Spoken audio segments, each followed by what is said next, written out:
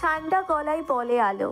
শামিন কিছু না বলে আলোর হাত ধরে ঔষধ লাগিয়ে দেওয়ার জন্য। আলো এক ঝটকায় হাত ছাড়িয়ে নিয়ে বলে, এভাবে কথায় কথায় আমায় ছোঁয়ার অজুহাত বের করবেন না, জানোয়ার জালিম কোথাকার। শামিন ম্ল্যান হেসে আলোর দিকে তাকায়। তারপর আলোর হাতটা তার শক্তিশালী হাতে শক্ত করে ধরে। আলো শামিনের শক্তির সাথে পেরে ওঠে না।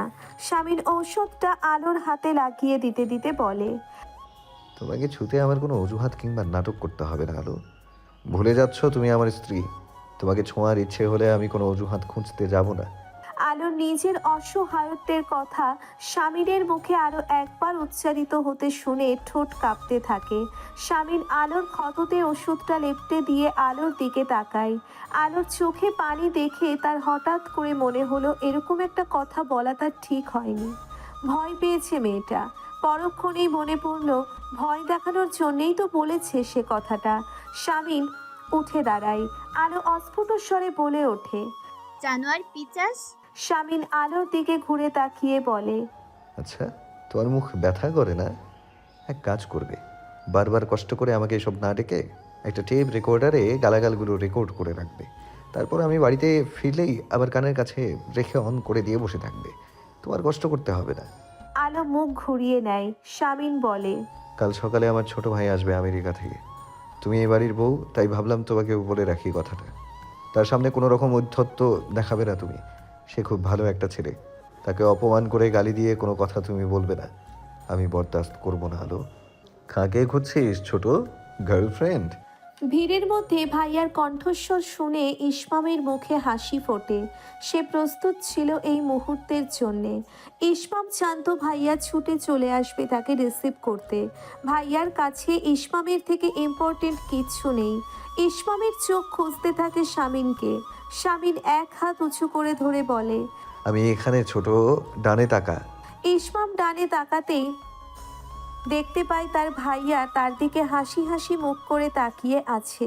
সেই মুখ, সেই হাসি, সেই তীক্ষ্ণ দৃষ্টি, সেই ফিট বডি, পাঞ্জাবি পরে হাতা গুটিয়ে রাখার স্টাইল, সেই পেশিবহুল শক্তিশালী হাত, সেই সিংহের মতো টানটান হয়ে দাঁড়িয়ে থাকা। 4 বছর আগে ভাইয়াকে সে ঠিক করে যেরকম দেখে গিয়েছে, এই ভাইয়া আর সেই ভাইয়ার মধ্যে কোনো পার্থক্য ইসমামের চোখে ধরা পড়ছে না। শামিন হাত বাড়িয়ে আছে। ইসমাম প্রায় ছুটে গিয়ে ভাইয়াকে জড়িয়ে ধরে। তারপর বলে, তুমি আগের মতোই আছো ভাইয়া, পারফিউমটাও বদলাওনি, একই ফ্রেগ্রেন্স। হ্যাঁ, যেটা তুই চুরি করে মাখতি গায়ে, আমায় না বলে। শামিন হেসে বলে কথাটি। ইসমাম হেসে ফেলে। ভাইয়ের কপালের দিকে তাকিয়ে বলে, ভেবেছি কপালের কাছে কিছু চুল উঠে গিয়ে টাক হয়ে গিয়েছো তুমি। ভিডিও কলে অন্যরকম লাগতো, 30-35-এর নায়কের মতন সুদর্শন দেখতে তুমি। এতটুকুও বদলাওনি তুমি, ছিটে ফোটাও না। কিন্তু তুই বদলে গিয়েছিস। তোকে এখন ব্যাটা ছেলেদের মতো লাগছে। আগের সেই বাচ্চা বাচ্চা ভাবটা নেই, সুপুরুষ লাগছে। ইসমাম হাসে। শামিন বলে, তখন এদিক ওদিক তাকিয়ে কাকে খুঁজছিলি? প্রেমিকা? তোমাকেই ভাইয়া। কথাটি বলে ইসমাম আশেপাশে তাকায়। তারপর ম্ল্যান হেসে বলে, আমি জানতাম আর কেউ না আসুক তুমি আসবে। বাবা চেন্নাই গিয়েছে ছোট। ইলহাম আর ঈশিতাকে আমি নিষেধ করেছি আসতে। তাদের বাড়িতে কিছু কাজ দিয়েছি। ইসমাম চুপ করে থাকে। শামিন ইসমামের কাঁধে হাত রেখে বলে, চল বাড়িতে। সবাই অধীর আগ্রহে অপেক্ষা করছে তোর জন্য। ইহান খুব এক্সাইটেড।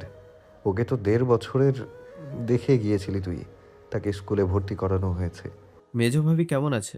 ভাইয়া শুধরেছে নাকি আগের মতোই আছে? শামিন কোনো উত্তর না দিয়ে গাড়ির দরজা খুলে দেয়। গাড়িতে উঠে ইসমাম ভাইয়ের দিকে তাকিয়ে বলে, মেয়র সাহেব কোন সারপ্রাইজের কথা বলেছিলেন? কি সারপ্রাইজ? শামিন ড্রাইভ করতে করতে ইসমামের দিকে তাকায়। ঠান্ডা গলায় বলে, বাড়িতে চল, দেখতে পাবি। আগে চল বাড়িতে। দুজনের দৃষ্টি সামনের দিকে।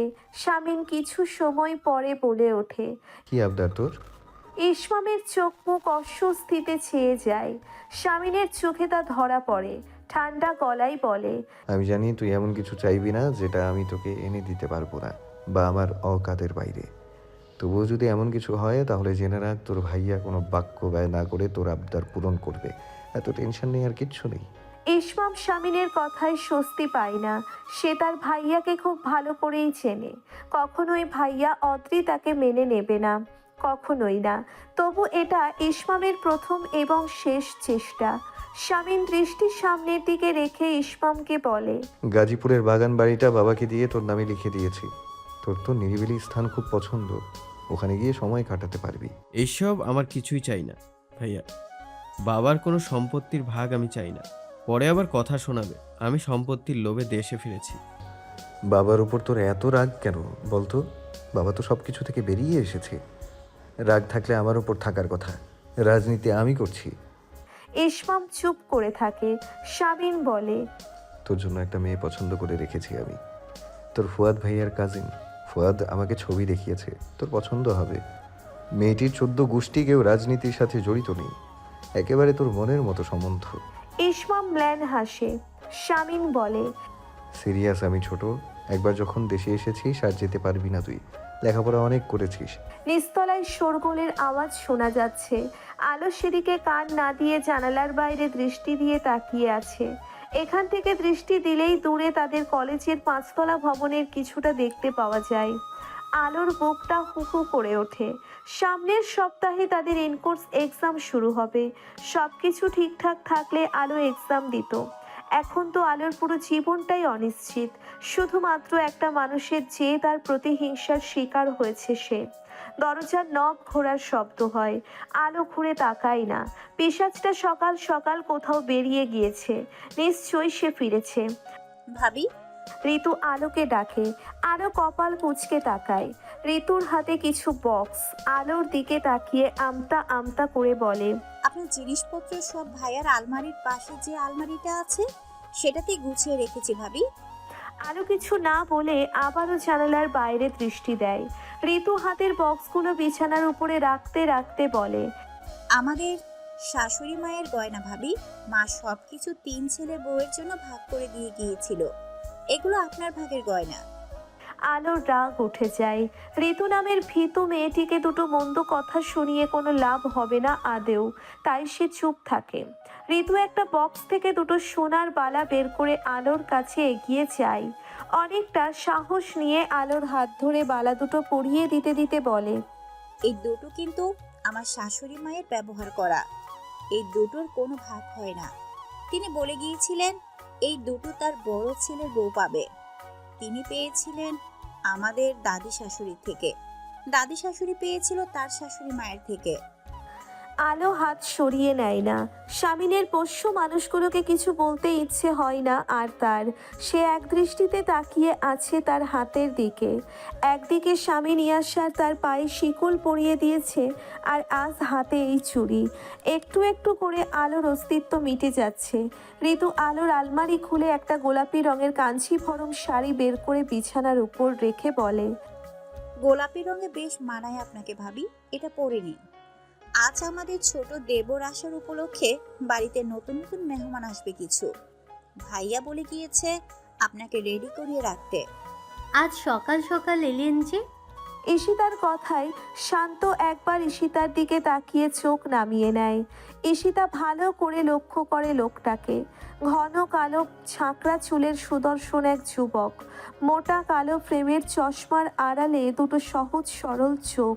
বেশিরভাগ সময় যার দৃষ্টি থাকে মেঝের দিকে, যেন এই বাড়িতে ঢুকে সে অন্য কিছুর দিকে তাকালে স্বামী নিয়াসার মির্জা তার প্রাণ নিয়ে নেবে।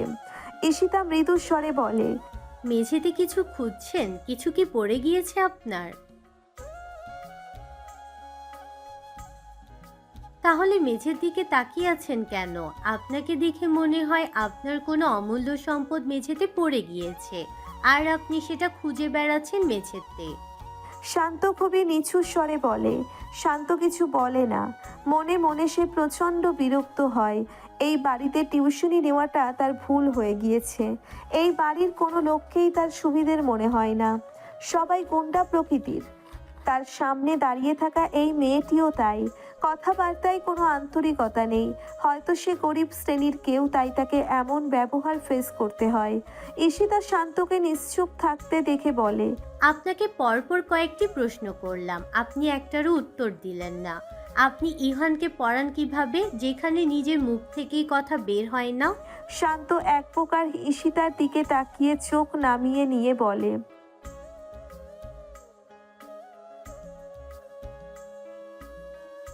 কথাটি বলে শান্ত সদর দরজার দিকে এগিয়ে যায়। ঈশিতা ফ্যালফ্যাল করে তাকিয়ে থাকে শান্তর দিকে। যতটা বোকা আর শান্ত যতটা বোকা আর শান্ত ভেবেছিল এই ছেলেটা তা নয়। শান্ত কিছু দূর গিয়ে পেছনে ফিরে ঈশিতার দিকে একবার তাকায়। ঈশিতার দৃষ্টি তার চোখের দিকে। ঈশিতা তখনও বুঝতে পারেনি সে খুব শিগগিরই ওই মোটা কালো ফ্রেমের চশমার নিচের শান্ত দুটি চোখের মায়ায় আটকা পড়তে চলেছে। ভাইকে দেখে বুকে জড়িয়ে ধরে ইলহাম কিছুক্ষণ চুপ করে দাঁড়িয়ে থাকে। যত মান অভিমান হোক না কেন রক্তের টান উপেক্ষা করা মানুষের পক্ষে অসম্ভব। ঈশিতা পাশ থেকে বলে ওঠে, আর কত জন্ম অপেক্ষা করাবি আমাকে ইসমাম? ভাইয়াকে ছেড়ে আমাকে দেখ, আমার গিফট দে। ইসমাম ইলহামকে ছেড়ে ঈশিতার দিকে তাকিয়ে বলে, আজ বুঝতে পারলাম ইস্যু, তোর বিয়ে কেন হচ্ছে না। তোর যা চেহারা হয়েছে তাতে পাত্র জুটবে বলে মনে তো হয় না। ঈশিতা ইসমামের বুকে আদরের সহিত কিল ঘুষি মেরে বলে, আমার ভাইয়াদের থেকেও দেখতে হ্যান্ডসাম, রাজপুত্রের মতো বর হবে আমার, দেখিস তোরা হা হয়ে যাবি। ইহান গুটি গুটি পায়ে লিভিং রুমে গিয়ে দাঁড়ায়। ঋতু তাকে নিয়ে এসেছে। ইলহাম ঋতুর দিকে তাকিয়ে বলে, আপনাদের দেখে মনে হচ্ছে আরেকজন হোসেন আর শান্তি দাঁড়িয়েছে ভাবি, মাথায় এত বড় ঘুমটা। ঋতু মুচকি হাসে। ইসমাম ইহানের দিকে তাকিয়ে আতুরে কণ্ঠে বলে, আমি ছোট বাবা তোমার। ইহান অবাক চোখে তাকিয়ে থাকে তার ছোট বাবার দিকে। ইসমাম এসে ওকে কোলে তুলে চুমু খায়। নিচে হাসাহাসির শব্দ শোনা যাচ্ছে। আলো আয়নার সামনে দাঁড়িয়ে নিজেকে একবার দেখে। গায়ে ওই লোকটার দেওয়া শাড়ি গয়না। নিজের দিকে তাকাতেই আলোর দুঃখ হচ্ছে খুব। নিচে ওই লোকটা আনন্দ করছে। আজ তার ভাই এসেছে, তার পরিবার সম্পূর্ণ হয়েছে। লোকটাকে দেখে যতদূর মনে হয়েছে লোকটা তার পরিবারের লোকদের প্রচণ্ড ভালোবাসে। অথচ এই লোকটা আলোকে তার পরিবার থেকে দূরে সরিয়ে নিজের কারাগারে বন্দি করে রেখেছে। ইসমাম এদিক ওদিক তাকিয়ে বলে, ভাইয়া বলেছে সারপ্রাইজ আছে। কি সারপ্রাইজ? এখানে তো কোনো সারপ্রাইজ নেই। সবাই মুখ চাওয়াচাই করতে থাকে। স্বামী ইসমামকে সোফায় বসার নির্দেশ দিয়ে নিজেও বসে।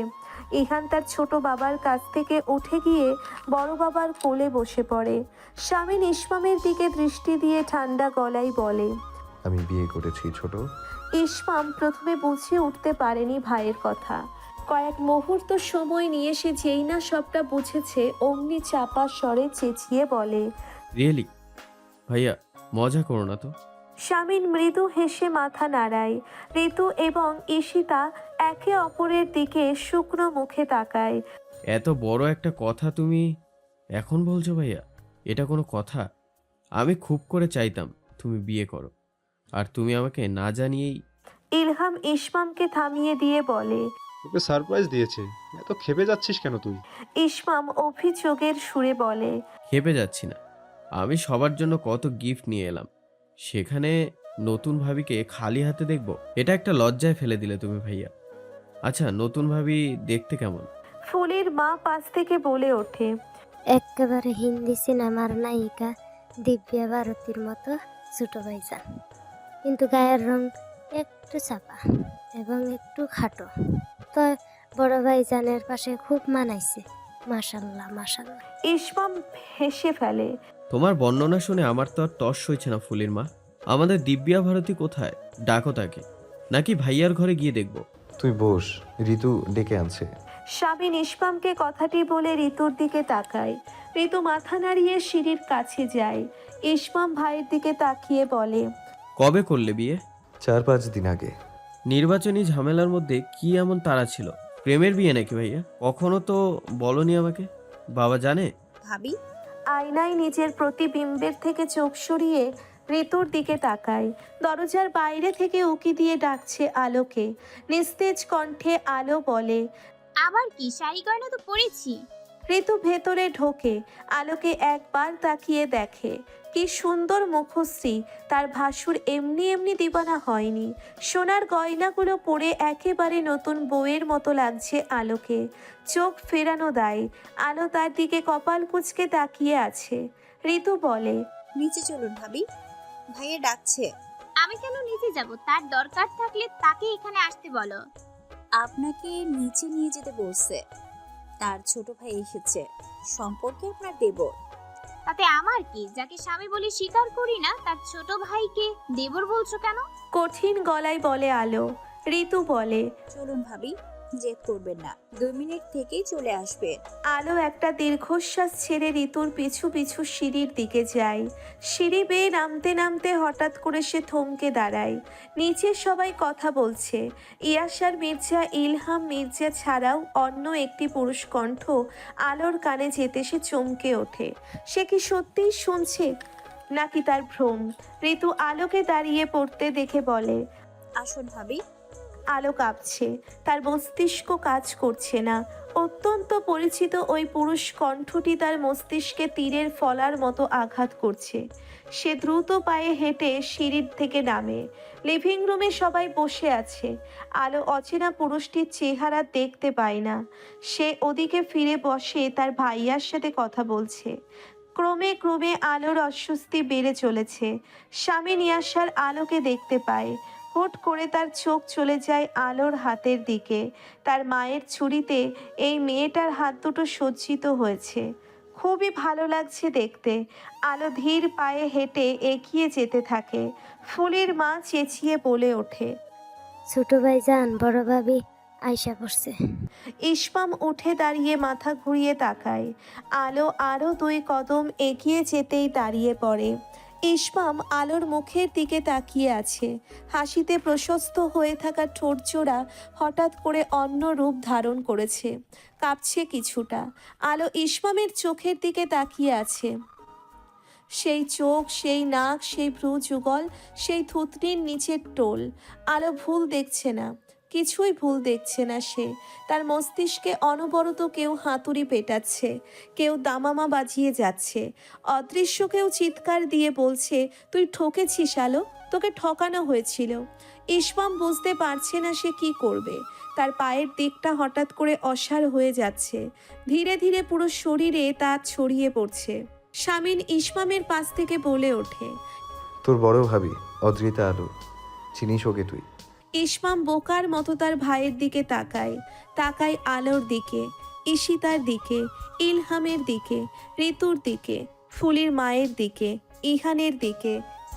সে ফ্যালফ্যাল করে দেখছে প্রত্যেকের মুখ। এটা কি কোনো ষড়যন্ত্র? তার সাথে সবাই মজা করছে নাকি? আলো খেয়াল করলো সে হঠাৎ করে সামনে দাঁড়িয়ে থাকা মানুষটাকে 2 বার দেখছে। মনে হচ্ছে দুজন দাঁড়িয়ে আছে তার সামনে। দুজন ইসমাম, দুজন প্রতারক, দুজন ধান্দাবাজ, দুজন মিথ্যুক। মনে মনে বলতে থাকে, তুই শক্ত থাক আলো, দোহাই তোর, তুই দয়া করে শক্ত থাক। আলোর ভেতরে যে আলো আছে সে আলোর অনুরোধ রাখে না। তীব্র অভিমান, ঘৃণা, আঘাতে জর্জরিত হয়ে লুটিয়ে পড়ে মেঝেতে। ঋতু চেঁচিয়ে ওঠে। বড় ভাবি। ওখানে দাঁড়িয়ে থাকা প্রত্যেকে অবাক হয়ে মেঝেতে পড়ে থাকা অচেতন আলোকে দেখতে থাকে। কয়েক মুহূর্ত কেটে যেতেই শামিন ছুটে যায় আলোর কাছে, ঝুঁকে বসে পড়ে মেঝেতে। আলোর গালে আলতো করে চাপড় মেরে গম্ভীর কণ্ঠে ডাকতে থাকে, আলো, আলো। ইসমাম শামিন আর আলোকে দেখতে থাকে। সে দাঁড়িয়ে আছে একটা জড় বস্তুর মতো, একটা পাথরের মতো। শামিন এদিক ওদিক তাকায়। ফুলির মা 1 গ্লাস পানি নিয়ে এসে শামিনের হাতে দেয়। শামিন আলোর মুখে ছেটাতে থাকে পানি। কোনো কাজ হয় না তাতে। শামিন পাঞ্জাবির হাতা ভালো করে গুটিয়ে নিয়ে আলোকে 5 কুলা করে তুলে নেয়। ইসমাম এক দৃষ্টিতে সেই দৃশ্য দেখতে থাকে।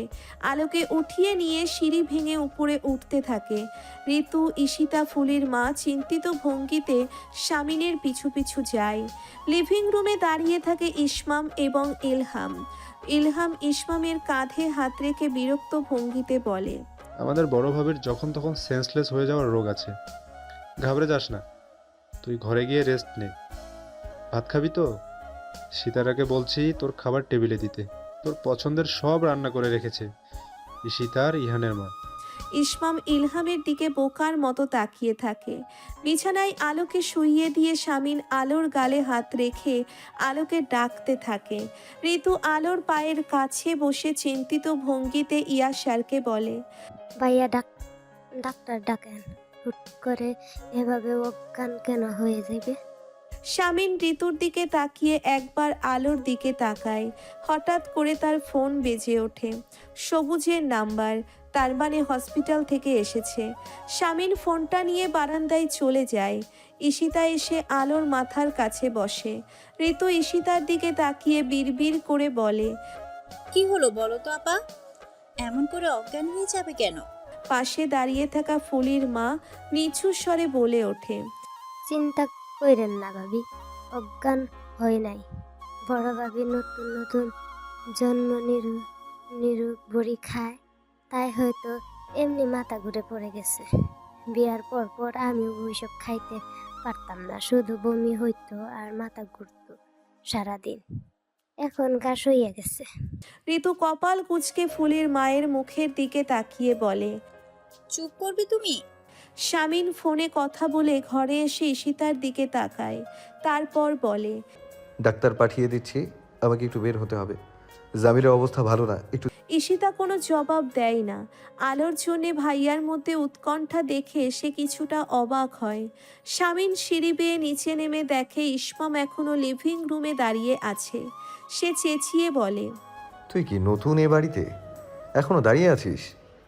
উত্তর পাশের ঘরটা সাজিয়ে রেখেছি, ঘরে গিয়ে রেস্ট নে। আমি 1 ঘন্টার জন্য বাইরে যাচ্ছি, এসে কথা হবে। শামিন তাড়াহুড়ো করে চলে যাওয়ার সময় দেখল না সে তার আদরের ছোট ভাইটাকে কিভাবে কতটা জঘন্যভাবে ভেঙে ছুঁড়ে দিয়ে গিয়েছে। খেয়ালই করল না শামিন ইয়াসার মির্জা। হসপিটালে পৌঁছে শামিন গাড়ি থেকে নেমে দেখে ফুয়াদ দাঁড়িয়ে। শামিনের দিকে তাকিয়ে বলে, ইসমাম এসেছে? কিছুক্ষণ আগে। না আসলেও পারতি, আমরা দেখছি অবস্থা স্টেবল এখন কিছুটা। শামিন একটা স্বস্তির নিঃশ্বাস ফেলে হাতের ফোনের দিকে তাকায়। তারপর একজন ডাক্তারকে ফোন করে বলে, আপনি পৌঁছেছেন? হ্যাঁ, আপনি পৌঁছেছেন ডক্টর? হ্যাঁ দেখুন, আচ্ছা রাখছি। ফুয়াদ অবাক হয়ে বলে, ডাক্তার কার জন্য? কে অসুস্থ? হ্যালো। কি হয়েছে? হঠাৎ করে সেন্সলেস হয়ে গিয়েছে। ফুয়াদ চিন্তিত ভঙ্গিতে বলে, কি যে একটা অবস্থা, তুই কি করতে চাইছিস কিছু বুঝতে পারছি না। কিছু বুঝতে হবে না, জামিরের কাছে চল। ডাক্তার পৌঁছানোর কিছুক্ষণ আগেই আলোর জ্ঞান ফিরেছে। চোখ খুলে পিটপিট করে তাকিয়ে দেখছে সবাইকে। ঋতু নিচু স্বরে ডাকতে থাকে, ও ভাবি, শুনতে পাচ্ছে? আপনার কি কোথাও কষ্ট হচ্ছে? আলো একটা দীর্ঘশ্বাসের সাথে চোখ দিয়ে দুফোঁটা পানি ছেড়ে দেয়। ঈশিতা তা খেয়াল করে বলে, কি সমস্যা বলো আমাদের।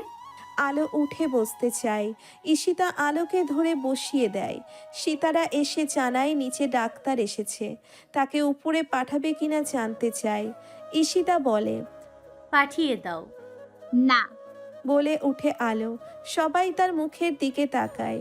আলো আর্তনাদ করে ওঠে, কেউ আসবে না, আমি একা থাকতে চাই, আপনারা বেরিয়ে যান এই ঘর থেকে।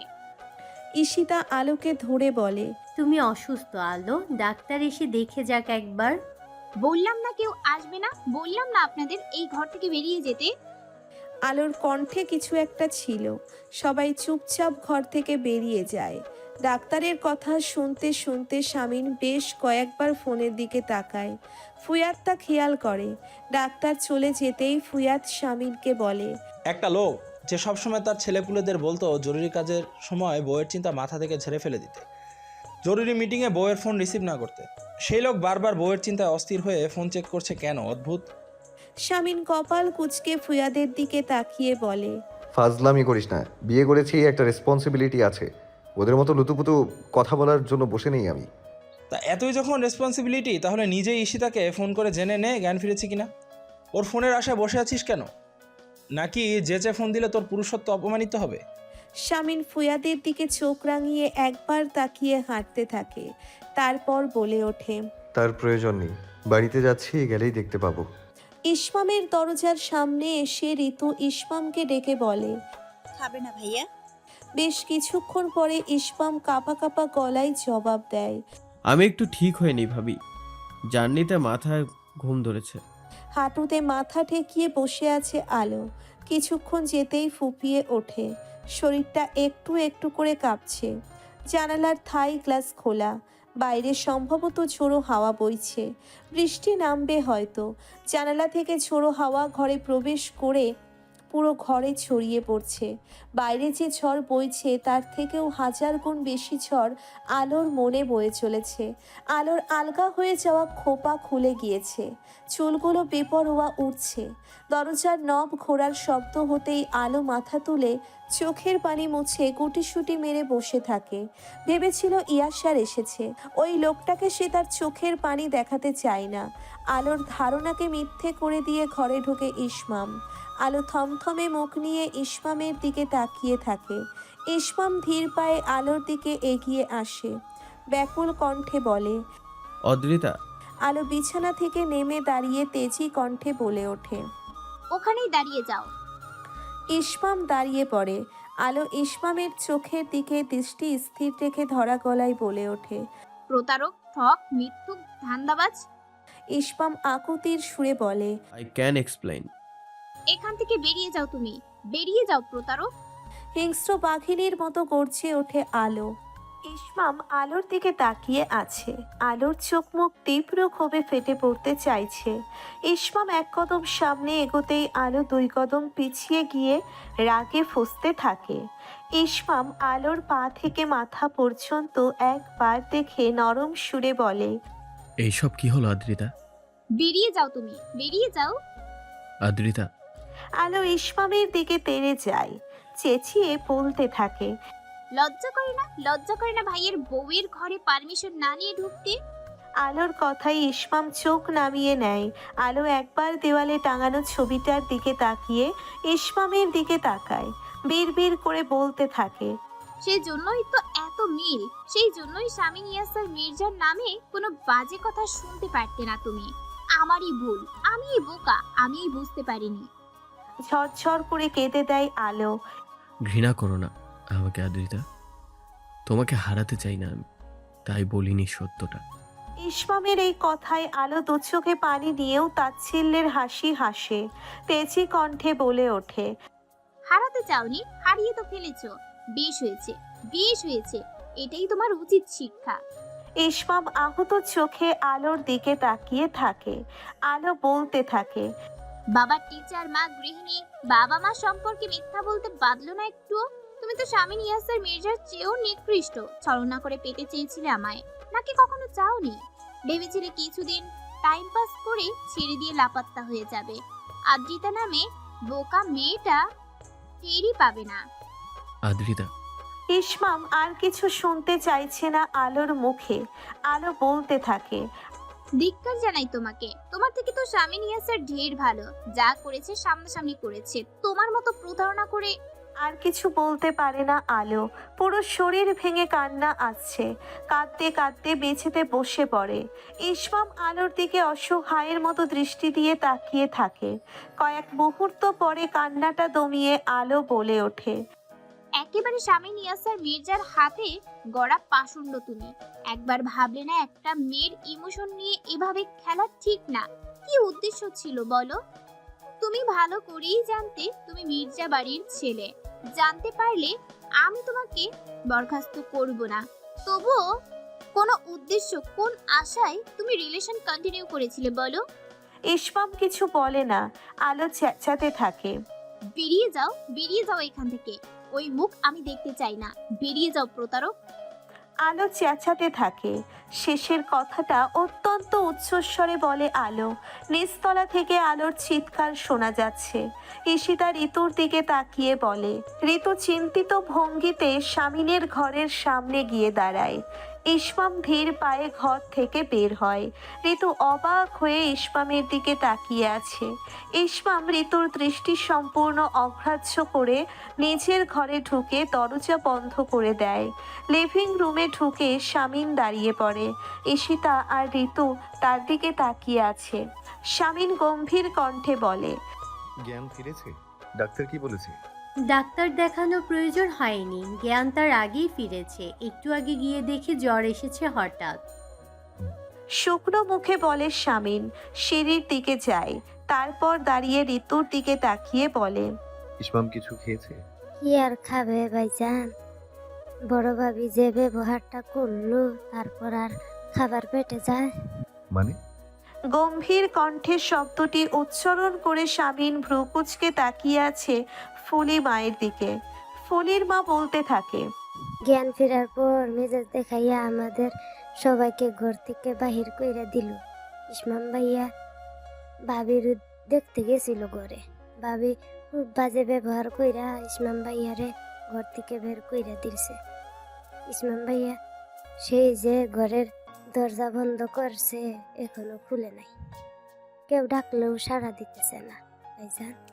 শামিনের রাগ উঠে যায়, দ্রুত পায়ে সিঁড়ি বেয়ে উপরে উঠে চলে যায়। ঈশিতা ফুলির মাকে ধমক দিয়ে বলে, বেশি কথা বলো তুমি। দরজা খোলা। শামিন একবার উকি দিয়ে আলোকে দেখে নেয়। গুটিসুটি মেরে মাথা নিচু করে বিছানায় বসে আছে চুপচাপ। ঘরে না ঢুকে শামিন সোজা ইসমামের ঘরের সামনে গিয়ে দাঁড়ায়।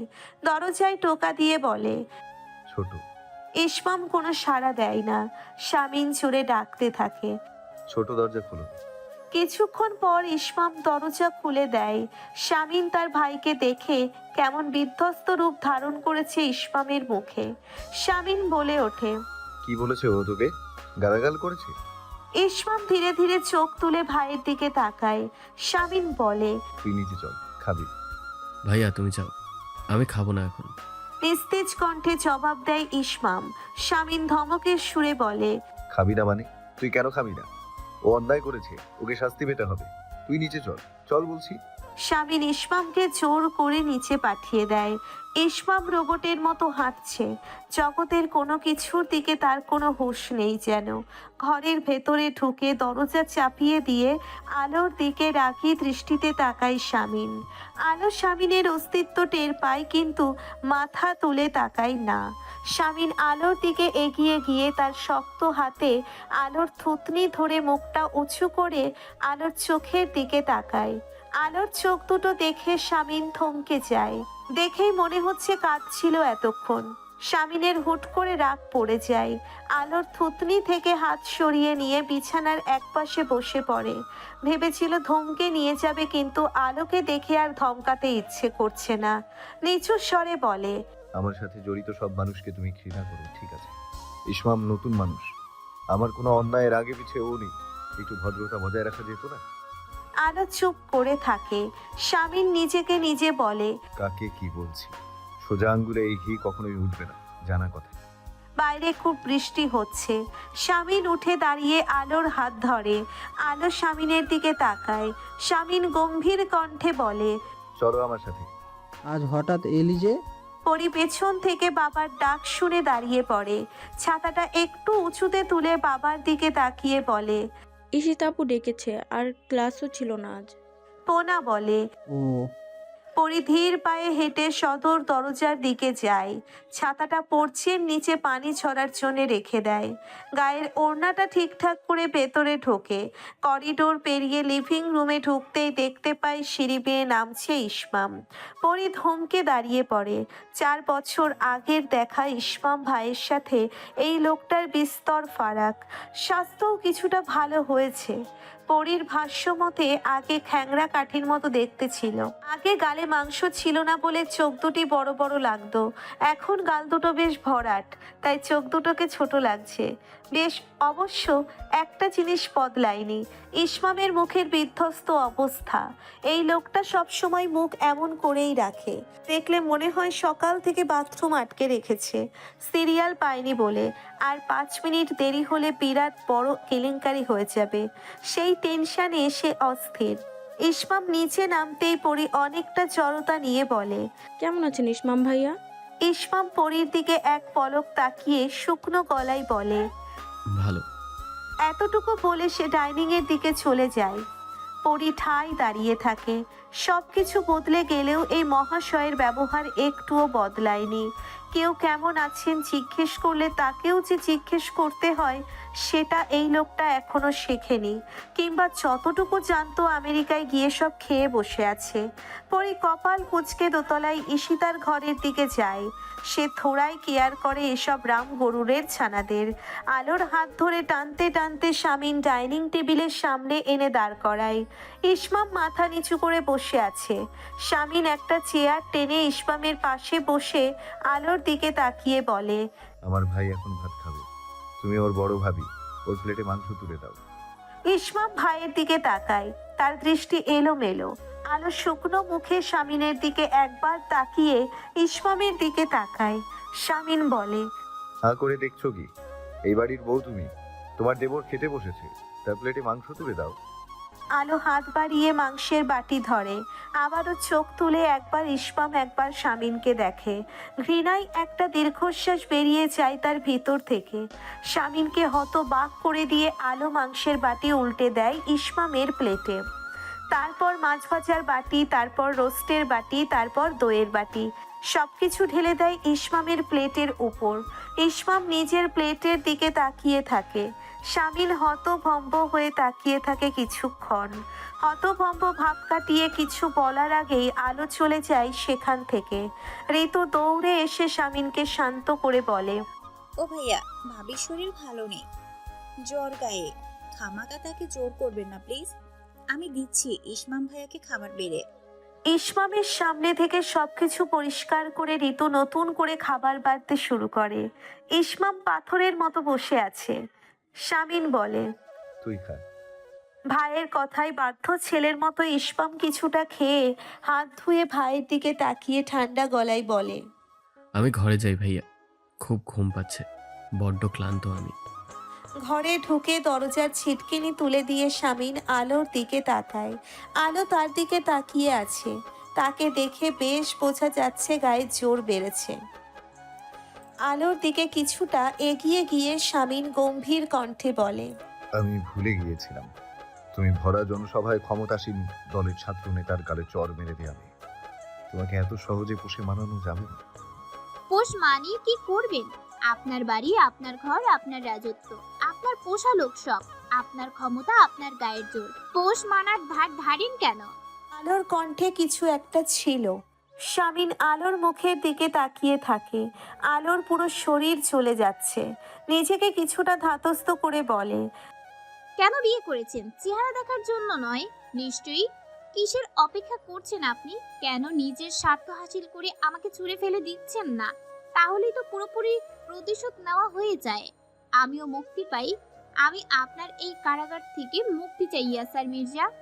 না আমি আপনাকে কখনো স্বামী হিসেবে মানব, না আপনি কখনো আমাকে স্ত্রী হিসেবে পাবেন। যদি আমাকে লাঞ্ছিত করার ইচ্ছা থাকে, করে আমাকে মুক্তি দিন। আমি আপনার কাছে অনুরোধ করছি ইয়াসার মির্জা। আলো আপনার কাছে হার স্বীকার করে নিল আজ। আমি শুধুই মুক্তি চাই। আপনি আপনার বাড়ির প্রত্যেকটা লোকের মুখ আমি দেখতে চাই না। দয়া করে মুক্তি দিন আমায়। কথা দিচ্ছি আমার পরিবার নিয়ে আমি খুলনা চলে যাব আজীবনের জন্য। আর কখনো আপনার সাথে লাগতে আসবো না, কখনোই না। উন্মাদের মতো ঘোর লাগা কণ্ঠে আলো বলে কথাগুলো। জ্বরে তার গা পুড়ে যেতে চাইছে। শামিন আলোর চোখের দিকে কয়েক মুহূর্ত তাকিয়ে থেকে হুট করে আলোর কপালে হাত দেয়। প্রচণ্ড গরম আলোর শরীর, চোখ টকটকে লাল হয়ে গিয়েছে। আলো শামিনের হাত সরিয়ে দেয় নিজের কপাল থেকে। শামিন বলে, এখন হাত সরিয়ে দিচ্ছ কেন? এইমাত্র কত কিছু বললে, আমি যেন আমার যা ইচ্ছা করে তোমাকে ছুঁড়ে ফেলে দিই। আলো শাড়ির আঁচল খামচে ধরে দাঁড়িয়ে থাকে। অস্ফুট স্বরে বলে, আপনি খারাপ, আপনারা সবাই খারাপ, জঘন্য আপনারা। নতুন কথা না এটা। তোমার গায়ে ভীষণ জ্বর, চুপ করে বসে থাকো, আমি ওষুধ নিয়ে আসছি। চাই না আপনার দয়া, উপহাস করবেন না আর আমার সাথে। আল্লাহকে ভয় করুন ইয়াসার মির্জা। শামিন চুপ করে থাকে। আলো ঘর থেকে বেরিয়ে যেতে চায়। শামিন হাত দিয়ে আলোর পথ আটকে বলে, বিছানায় শুয়ে রেস্ট নাও, বাইরে তোমার কোনো কাজ নেই। আলো ঘৃণার চোখে শামিনের দিকে তাকিয়ে একটা দীর্ঘশ্বাস ছেড়ে জেদ দেখিয়ে ছুটে বারান্দায় চলে যায়। বাইরে প্রচুর বৃষ্টি পড়ছে। নিমেষেই ভিজে যায় আলো। শামিন আলোর পিঠের দিকে তাকিয়ে আছে। আলো একটু পর পর কেঁপে কেঁপে উঠছে, হয়তো প্রচণ্ড জ্বরে, হয়তো বা কান্না করছে। কিছু সময় যেতে শামিন একটা ছাতা নিয়ে বারান্দায় যায়। গিয়ে আলোর পাশে দাঁড়িয়ে আধ চোখে আলোকে দেখে। বারান্দায় রেলিং ধরে দাঁড়িয়ে আছে আলো। শামিন গম্ভীর কণ্ঠে বলে, ভেতরে চলো আলো, তোমার গায়ে জ্বর। আলোর নীরবতা শামিনের রাগ উঠিয়ে দেয়। শামিন ধমকে ওঠে, আলো, আমার জেদ সম্পর্কে তোমার কোনো ধারণা নেই, কিছুই দেখায়নি তোমায় এখনো, চুপচাপ ভেতরে চলো। আলো নিশ্চুপ। শামিন দাঁতে দাঁত চেপে ছাতাটাকে ছুঁড়ে ফেলে দেয়। ঝোড়ো হাওয়া ছাতাটাকে উড়িয়ে নিয়ে বাগানে ফেলে দেয়। নিজেও ভিজে যায় শামিন। তারপর আলোকে টানতে থাকে। আলো শামিনকে ধাক্কা দিয়ে সরিয়ে দেয়। খেপে গিয়ে শামিন আলোকে পাঁচকোলা করে তুলে নেয়। পুরুষালী শক্তির সাথে পেরে ওঠে না। শামিনের বুকে অনবরত কিল খুশি মারতে মারতে ডুকরে কেঁদে ওঠে। শামিনের সেদিকে কোনো ভ্রুক্ষেপ নেই। ঘরে নিয়ে গিয়ে নামিয়ে দেয় আলোকে শামিন। তারপর আলমারি থেকে একটা শাড়ি বের করে এনে আলোর হাতে দিয়ে বলে, আমি ওষুধ আনতে যাচ্ছি, 10 মিনিট পরে এসে যেন দেখি শাড়িটা পাল্টানো হয়ে গিয়েছে, না হলে আমি কি করব আমি নিজেও জানি না। আলো। তেজি কণ্ঠে কথাটি বলে শামিন ঘরের বাইরে চলে যায়। আলো অসহায়ের মতো কিছুক্ষণ সেদিকে তাকিয়ে থেকে হাতের শাড়িটার দিকে তাকায়। জ্বর বেড়ে গিয়েছে, নিঃশ্বাস নিতে বেশ কষ্ট হচ্ছে তার। কাঁপা কাঁপা হাতে শাড়ির কুচি ঠিক করে আঁচল তুলে দেয় শরীরে। পেছন থেকে আঁচলের অগ্রভাগ ডান কাঁধে টেনে নেয়। প্রচণ্ড শীত লাগতে শুরু করেছে। ওয়াশরুম থেকে বের হয়, বিছানায় গিয়ে কিছুক্ষণ গুটিসুটি মেরে বসে থাকে। একটু পরে আর বসে থাকতে না পেরে বিছানায় গা এলিয়ে দেয়। কিছু সময় চলে যেতেই গভীর ঘুমে তলিয়ে যায় আলো। ঔষধ নিয়ে এসে শামিন দেখে আলো ঘুমিয়ে গিয়েছে। কিছুক্ষণ আলোর মুখের দিকে তাকিয়ে থেকে ঔষধের বক্সটা বিছানার সাথে লাগোয়া টেবিলে রাখে। তারপর আবারও আলোর মুখের দিকে তাকায়। জ্বরে চোখ বেয়ে পানি পড়ছে। শামিন মনে মনে নিজেকেই নিজে বলে ওঠে, কি চাচ্ছ তুমি সামিয়া স্যার? এই মেয়েটার তেজ কমিয়ে দিতে তোমার 2 মিনিট সময় লাগবে না, অথচ তুমি তার সাথে এত সভ্যতা দেখাচ্ছ। মেয়েটার কাছে নিজেকে ক্লিন রাখার এত কেন দায় তোমার? ও তো তোমার স্ত্রী, তোমার সম্পত্তি, জোর করে বিয়ে করেছো, তাহলে এখন কেন এত ভদ্রতা দেখাচ্ছ? বন্ধ করে রাখা সিলিং ফ্যানের দিকে অপলক দৃষ্টিতে কিছুক্ষণ তাকিয়ে থাকে ইসমাম। তারপর উঠে বসে ল্যাপটপে হাত দেয়। আলমারিতে তার বেস্ট ফ্রেন্ড এলেক্সকে একটা মেসেজ লিখতে থাকে সে। ইংরেজিতে লেখা মেসেজটির অর্থ হলো, ছোটবেলা থেকে আমি সব সময় ভাইয়ার দামি টি শার্ট, দামি জুতা, দামি ঘড়ি ভাইয়া থেকে কেড়ে নিয়েছি অ্যালেক্স। কখনো কখনো বলার প্রয়োজন বোধ করিনি। ভাইয়ার পছন্দের সব জিনিস আমি পছন্দ করে ফেলতাম। ভাইয়াকে না জানিয়ে সেগুলো নিয়ে নিতাম। ভাইয়া কখনো প্রতিবাদ করতো না অ্যালেক্স। ভাইয়া আমাকে ভালোবাসে, তাই প্রতিবাদ করতো না। আমিও ভাইয়াকে ভালোবাসি। আজ ভাইয়া সেই সব কিছুর শোধ একসাথে তুলেছে অ্যালেক্স। আমার পছন্দের মানুষটাকে আমায় না জানিয়ে নিয়ে নিয়েছে ভাইয়া। আমার কি প্রতিবাদ জানানো উচিত অ্যালেক্স? মেসেজটা পাঠানোর 5 মিনিটের মধ্যে অ্যালেক্সের নাম্বার থেকে অনবরত ফোন আসতে শুরু করে। ইসমাম ফোনটা রিসিভ করে না। তার ফোন, ল্যাপটপ থেকে অদ্রিতা আলো নামের মেয়েটির সমস্ত স্মৃতি পরম যত্নে মুছে ফেলতে থাকে। রাত তখন 9:30। আলোর জ্বর কিছুটা কমেছে। সে বিছানায় চুপচাপ বসে আছে। নিচে হাসাহাসির শব্দ শোনা যাচ্ছে। অনেকদিন পরে ভাই বোন সব এক হয়ে খাবার টেবিলে বসে খাচ্ছে। ইসমাম চুপচাপ মাথা নিচু করে খাবার নাড়াচাড়া করছে। ইলহাম ইসমামের দিকে তাকিয়ে বলে, পাখির মতো ঘুরছিস কেন? সমস্যা কোথায়? সারাদিন রুমে মটকা মেরে পড়েছিলি, বাংলাদেশ ভালো লাগছে না? ইসমাম কিছু বলে না। শামিন কিছুক্ষণ পরে বলে ওঠে, ঠিক আছে, খেতে না চাইলে ঘরে গিয়ে ঘুম দে, রাতের গভীর ঘুমটা এখন প্রয়োজন তো। ইসমাম সাথে সাথে উঠে দাঁড়ায়। তারপর দোতলায় উঠে যায়। শামিনের খাওয়া হয়ে গেলে সিতারার দিকে তাকিয়ে আলোর কথা জিজ্ঞেস করে। খেয়েছে? সিতারা শুকনো মুখে বলে, না খাবার না ওষুধ কিছু শুয়ে দেখে নি ভাইজান। শামিন উঠে দাঁড়ায়।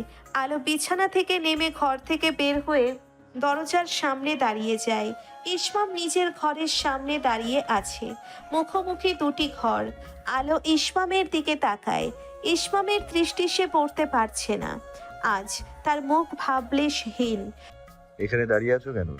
পিশাচ কণ্ঠ শুনে আলো ইয়াসারের দিকে তাকায়। শামিন গম্ভীর কণ্ঠে বলে, খাবার খাওনি, ওষুধ খাওনি কেন? আলো কিছু বলে না। শামিন তখনও ইসমামকে দেখতে পায়নি, তার সম্পূর্ণ মনোযোগ আলোর দিকে ছিল। আলোর নিরাপত্তা দেখে শামিন আলোর হাত ধরে ঘরে ঢুকায়, তারপর ঘরের দরজা বন্ধ করে দেয়। ইসমাম এক দৃষ্টিতে সেদিকে কিছুক্ষণ তাকিয়ে থেকে নিজের ঘরে ঢুকে দরজা বন্ধ করে দেয়। ল্যাপটপের সামনে বসে অ্যালেক্সকে একটি মেসেজ লেখে। ভাইয়ার উপর রাগ করার আগে আমি মরতে চাই অ্যালেক্স। আমি ওই মানুষটার উপর রাগ করতে পারবো না কিছুতেই। মেসেজটি দেখতে পেয়ে অ্যালেক্স আবারও ভিডিও কনফারেন্সে ফোন দিতে শুরু করে। ইসমাম মেসেজটি ডিলিট করে ল্যাপটপ বন্ধ করে দেয়। খাবারের প্লেটটা আলোর সামনে রেখে ধমকের সুরে বলে, খাও খাও বলছি। আলো মেঝের দিকে দৃষ্টি দিয়ে তাকিয়ে আছে। শামিন বলে, সবকিছু জোর না করলে হবে না দেখছি। ওই একটা জিনিসই তো আপনি করতে জানেন, জোর। কাপুরুষ কোথাকার। আলোর মুখে কাপুরুষ শব্দটা শুনে শামিন আলোর দিকে কিছুক্ষণ তাকিয়ে থাকে। তারপর খাবারের প্লেটটা টেবিলে রেখে ঢাকা দিয়ে ডিভানে গিয়ে শুয়ে পড়ে। না খেলে না খাক, কেউ যদি স্বেচ্ছায় নিজের মন্দ করতে চায় তাহলে তার কি? যথেষ্ট মানবিকতা দেখিয়েছে শামিন, এখন কি পা ধরে খাওয়াবে নাকি? আলো কিছুক্ষণ দাঁড়িয়ে থেকে বিছানায় গিয়ে বসে পড়ে। দীর্ঘ সময় অতিবাহিত হয়। শামিন তখনও ঘুমোয়নি। সে ওদিকে ফিরে আলোর কর্মকাণ্ড বোঝার চেষ্টা করছে। কোনো সারা শব্দ না পেয়ে একবার ঘুরে তাকায় সে। আলো চুপচাপ বসে আছে। শামিন কিছু একটা বলতে যাবে, ঠিক তখনই দরজায় ধাক্কা দেয় ঈশিতা। জোরে জোরে চেঁচাতে থাকে সে। শামিন উঠে দরজা খুলে দেয়। ঈশিতা কাঁপা কাঁপা গলায় আর্তনাদ করে বলে ওঠে, ইসমাম স্লিপিং পিল খেয়ে নিয়েছে ভাইয়া। ঈশিতার দিকে অবাক চোখে তাকিয়ে আছে সালিন। বোনের আতঙ্কিত মুখ দেখে তার ভিতরটা কেঁপে উঠল যেন। রুদ্ধশ্বাসে ছুটে গেল ইসমামের ঘরে। আলো বিছানার উপর পাথর হয়ে বসে আছে, তার দৃষ্টি দরজার বাইরে। বিড়বিড় করে কিছু একটা বলার চেষ্টা করছে। ইলহাম ওকে ধরে টেনে তোলার চেষ্টা করছে। ঋতু ভীত চোখে তাকিয়ে আছে ইসমামের দিকে। শামিন গিয়ে চেঁচিয়ে বলে ওঠে, কি হয়েছে ছোট, কি হয়েছে? ইলহাম আতঙ্কিত কণ্ঠে বলে। 12টা পিলের 12টাই খেয়ে নিয়েছে ভাইয়া। শামিন গিয়ে ইসমামকে ধরে ফেলে। পিটপিট করে ভাইয়ের দিকে তাকানোর চেষ্টা করছে ইসমাম। চোখের পাতা ভারী হয়ে আসছে, তাই পারছে না তাকাতে। শামিন আতকে ওঠে। অ্যাম্বুলেন্স ডাক, কুইক। আমি ঠিক আছে ভাইয়া, আই এম টোটালি ফাইন। ঘোরের মধ্যে বিড়বিড় করতে থাকে ইসমাম। ঈশিতা চেঁচাতে থাকে, কোন দুঃখে এটা করলি গর্ধব, জবাব দে। You shut up. 4টা খেয়েছি মাত্র, এক চর মারবো তোকে। ইসমাম কথাটি শেষ করতে না করতেই শামিন সজোরে একটা চড় মারে ইসমামের গালে। তাল সামলাতে না পেরে বিছানার ওপর গিয়ে পড়ে সে। শামিন ঋতুর দিকে তাকিয়ে বলে, ওকে বমি করাতে হবে। লবণ গোলা পানি নিয়ে এসো ঋতু, তাড়াতাড়ি। ভাইয়া স্টপ প্লিজ, যাও তোমরা। বিড়বিড় করতে থাকে ইসমাম। ঋতু নিচে ছুটে যায়। ইলহাম ঘুমের ঔষধের পাতাটা শামিনের হাতে দিয়ে বলে, দেখো, হাই পাওয়ারের 12টার 12টাই গিলেছে। সত্যি বলছি ভাইয়া, 4টা খেয়েছি। বিছানায় উপুর হয়ে পড়ে থাকা ইসমাম অস্ফুট স্বরে বলে। ঋতু লবণ গোলা পানি এনে শামিনের হাতে দেয়। শামিন ইলহামের দিকে তাকিয়ে বলে, ওকে ধর শক্ত করে তোরা। ঈশিতা আর ইলহাম ইসমামকে শক্ত করে ধরে রাখে। ইসমাম পিটপিট করে তাকাচ্ছে শামিনের দিকে। শামিন ইসমামের থুতনি ধরে জোরপূর্বক লবণ গোলা পানিটা ইসমামকে গেলাতে থাকে। কিছুক্ষণ যেতেই হরহর করে বমি করে দেয় ইসমাম। শামিন একটু সময় নিয়ে আবারও লবণ পানি খাইয়ে দেয় ইসমামকে। বমি করে ইসমাম পেটে যা ছিল সব বের করে দেয়। ঈশিতা আর ইলহাম ভাইকে শক্ত করে ধরে রেখেছে। পুরোটা উগড়ে দিয়ে ইসমাম পুরোপুরিভাবে নিস্তেজ হয়ে পড়ে। ঋতু পানি এনে শামিনের হাতে দেয়। শামিন ইসমামের চোখে মুখে পানি ছেটাতে থাকে। আলো ধীর পায়ে হেঁটে ইসমামের দরজার সামনে গিয়ে দাঁড়ায়। শামিন একটা চেয়ার টেনে ইসমামের সামনে বসে। ভাইয়ের 2 বাহু ধরে ঝাঁকুনি দিয়ে বলে, কয়টা খেয়েছিস বল? কসম ভাইয়া, 4টা খেয়েছি। এখনো ঘোর কাটেনি ইসমামের। শামিন ধমক দিয়ে বলে, পুরো পাতা খালি কেন বল? এগুলো আমি রেগুলার নেই ভাইয়া, ডাক্তারের পরামর্শে। আগে খেয়েছি বাকি 8টা, সত্যি বলছি ভাইয়া। 4টা কেন খেতে গেলি? 4টা খাওয়ার কি প্রয়োজন? বল, কোন মেয়ের জন্য খেয়েছিস? ইসমাম বিরক্ত হয়ে বিড়বিড় করে বলে, কি শুরু করেছো ভাইয়া? প্লিজ যাও এখান থেকে ভাইয়া, ঘুম আসছিল না তাই খেয়েছি, এবার যাও। শামিন দ্বিতীয়বারের মতো ভাইয়ের গালে এক চড় বসিয়ে দেয়। ইসমাম গালে হাত দিয়ে ভাইয়ের দিকে তাকায়। শামিন গর্জে ওঠে, আমাকে বোকা পেয়েছিস? আমি কিছু বুঝি না তাই না? সারাদিন আমি তোকে লক্ষ্য করেছি। দেবদাস হয়েছিস তুই, দেবদাস, অপদার্থ কোথাকার। ভাইয়া প্লিজ স্টপ, এইসব কিচ্ছু না। হুট করে দেশে আসা, সারাদিন বন মারা হয়ে থাকা, ঘুমের ওষুধ নেয়া, আবারও বলছিস কোনো মেয়ের জন্য না এসব। আমি বলদ, বলদ তোর ভাই। সামান্য একটা মেয়ের জন্য এরকম একটা স্টেপ নিয়েছিস? একবারও আমাদের কথা ভাবলি না তুই? কোন মেয়ে বল, কোথাকার মেয়ে? বিদেশি নাকি এদেশীয়? তুই আমায় নাম ঠিকানা দে, আমি ওই মেয়েকে তোর পায়ের কাছে এনে রাখবো। তুই এক্ষুনি নাম বল। আলো দরজার কাছে দাঁড়িয়ে শামিনের মুখের দিকে তাকিয়ে আছে। ঠোঁটজোড়া তার তাচ্ছিল্যের হাসি হাসি ওই পিশাচটার কথা শুনে। ইসমাম ভাইয়ের চোখের দিকে তাকায়, মনে মনে বলে ওঠে, কাকে পায়ের কাছে এনে রাখবে তুমি ভাইয়া? তুমি তো তাকে নিজের বুকে টেনে নিয়েছো। শামিন নরম গলায় বলে, আমার ভাই স্বামী ইয়াসারের ভাই এত সহজে হার মেনে নিয়েছে? বাবা ঠিকই বলে, তুই একটা অপদার্থ। ইসমাম ম্লান হাসে, নিচু স্বরে বলে, ঠিকই বলেছো ভাইয়া, আমি তাই। শামিন ঈশিতার দিকে তাকিয়ে বলে, কিভাবে টের পেলি ও এই অকাজ করেছে? ওর ফোনটা খাবার টেবিলে ফেলে রেখে এসেছিল।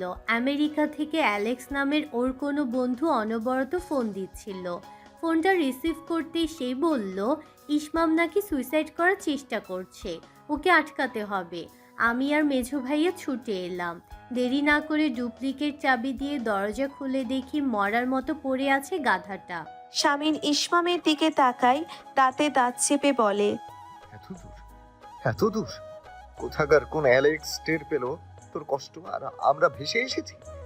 আমাদের বলা যেত না? ইসমাম মাথা নিচু করে রাখে। শামিন গম্ভীর কণ্ঠে ঈশিতাকে বলে, ওর ব্যাগ জিনিসপত্র সার্চ কর, আরো স্লিপিং পিলস আছে নাকি দেখ, বাজেয়াপ্ত কর সব। ঈশিতা মাথা নাড়িয়ে ইসমামের লাগেজ খোলে। ইসমাম বলে, স্টপ ভাইয়া, অনেক গোয়েন্দাগিরি করেছো। ট্রাস্ট মি, আমি সুইসাইড করতে চাইনি অ্যালেক্স। আর ওষুধ নিয়ে গেলে কি হবে? সুইসাইড করতে চাইলে তো সিলিংয়ের সাথে ঝুলেও পড়তে পারি, হাতের শিরাও কাটতে পারি। শামিন ইসমামের দিকে শীতল চোখে তাকিয়ে আছে। হঠাৎ করে ইসমামের চোখে পড়ে যায় আলো। আলো নিজেকে গুটিয়ে নেয়। ইসমাম ঠান্ডা গলায় তার ভাইকে বলে, এখন প্লিজ তোমরা যাও, তুমি যাও ভাইয়া, বড় ভাবি বিরক্তি হচ্ছে। ভাবিকে নিয়ে যাও, ঘরে যাও। I am totally fine. Shamin মাথা ঘুরিয়ে আলোকে দেখে, তারপর ইসমামের দিকে তাকিয়ে বলে, মেয়েটাকে বলবি না তো? ইসমাম কঠিন গলায় বলে, না। বেশ, আমি বের করে নেব, তারপর খাট ধরে আমার ভাইয়ের পায়ে এনে ফেলবো। কত বড় সাহস, আমার ভাইকে কষ্ট দেয়। ইসমাম মাথা নিচু করে মেঝের দিকে তাকিয়ে ম্লান হাসে। ঈশিতা আরও 2 পাতা ঘুমের ঔষধ খুঁজে বের করে এনে শামিনের হাতে দেয়। শামিন ঔষধগুলো নিতে নিতে ঠান্ডা গলায় বলে, এগুলো আমি নিয়ে যাচ্ছি, ঘুম না পেলে না ঘুমিয়ে থাক, দরকার নেই ঘুমের। শামিন হন হন করে বেরিয়ে যেতে নেয়। আলোর সামনে এসে থমকে দাঁড়িয়ে আলোর দিকে তাকায়। আলো চুপচাপ দাঁড়িয়ে আছে মাথা নিচু করে। ঈশিতা এসে বলে, জ্বর সেরেছে আলো? শরীর ঠিক আছে তোমার? আলো মাথা নাড়িয়ে শামিনের ঘরের দিকে যায়। শামিন ইসমামের দিকে আরো একবার তাকিয়ে বলে, ফ্রেশ হয়ে চুপচাপ শুয়ে থাক, সকালে কথা হবে। ঘরে ঢুকে সোজা গিয়ে ডিভানে গা এলিয়ে দেয় শামিন। অনেক রাত হয়ে গিয়েছে, কাল কিছু ইম্পর্টেন্ট কাজ রয়েছে, এখন একটু ঘুমিয়ে নেওয়া প্রয়োজন। 2 চোখ বন্ধ করার আগে আলোর দিকে একবার তাকায় সে। থমথমে মুখ নিয়ে বিছানায় বসে আছে চুপচাপ। শামিন আনমনে হেসে ফেলে। গুটিসুটি মেরে বসে থাকার কোনো প্রতিযোগিতা হলে এই মেয়ে ওয়ার্ল্ড রেকর্ড করত। মায়ের গর্ভে শিশুরা যেভাবে হাত পা গুটিয়ে রাখে, এই মেয়েটাও সেভাবেই বসে থাকে। শামিন বেশ অবাক হয়। সাইজে ছোট খাটো একটা মেয়ে, তুলে একটা আছাড় মারা যায়, কোলে তুললে মনে হয় একটা শিমুল তোলার বালিশের সমান ওজন। সেই মেয়ের তেজ কত! আবার সেই মেয়ে শামিনকে প্রাণে মারারও হুমকি দেয়, কারণ সে কারাটে জানে, তাই সে বিশ্বাস করে নিজে একটা বালিশ হয়ে ৭৬ কেজি ওজনের ইয়াসার মির্জাকে ঘায়েল করবে। কতটা আত্মবিশ্বাসী এই মেয়ে! ইট পাথরের শহরের শেষ রাতজাগা পাখিটাও যখন ঘুম ঘুম চোখে ঢুলছে তখন আলো জেগে এতক্ষণ শুয়েছিল, এখন উঠে বসে আছে সে।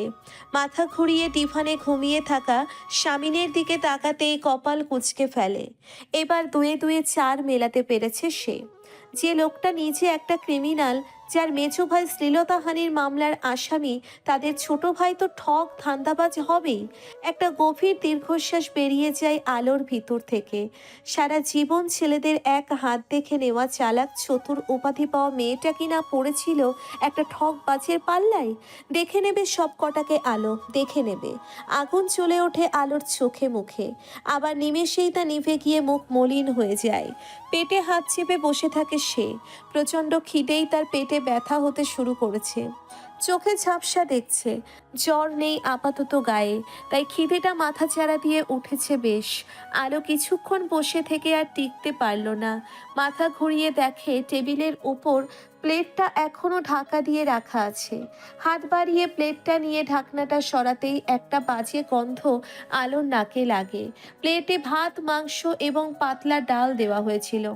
দীর্ঘ সময় অতিবাহিত হওয়ায় সেটা বাসি হতে শুরু করেছে।